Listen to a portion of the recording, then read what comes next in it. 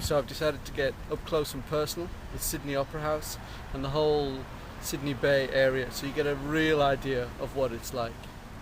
So the first thing is that when you approach Sydney Opera House by road, this is the view that you get first of all. It just kind of peeks out from you at the bottom of what is a very, very ordinary street with buses and cars going along. So the first time that I walked down this street and I saw that, I didn't think that that was the Opera House. I thought it couldn't be that. But anyway, we're going to get closer and we're going to see exactly what it's really like. So this is Sydney Opera House, arguably the most famous landmark in the Southern Hemisphere, and certainly the most famous in Australia. But just the other side of this, these are multi-million-dollar buildings, and I have been told by a few Sydneysiders that this one is known as the Toaster.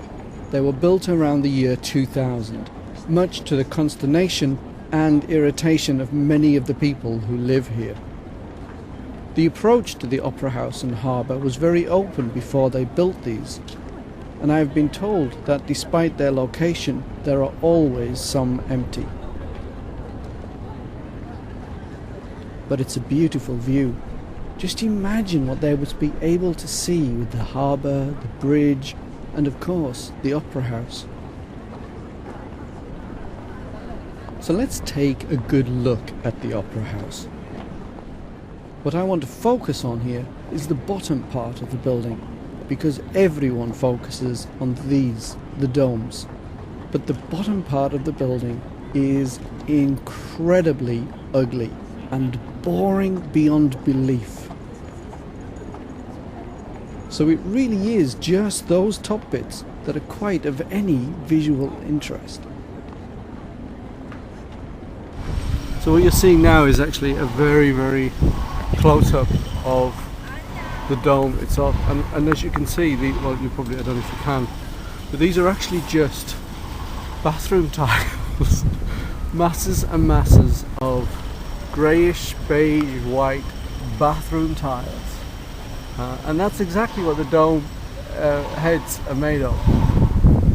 And I was quite surprised, because when I came here, before I came here, I thought it was just one big white sheet, but in fact it is very, very small hand-sized tiles all over, and they look really grubby, and I just can't get over how unwhite the Opera House actually is.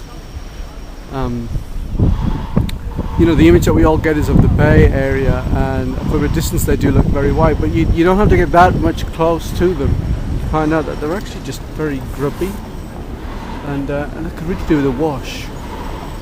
And I guess that's really it about Sydney Opera House. My overall view of it is actually one of mild disappointment and surprise, really, at the state of it.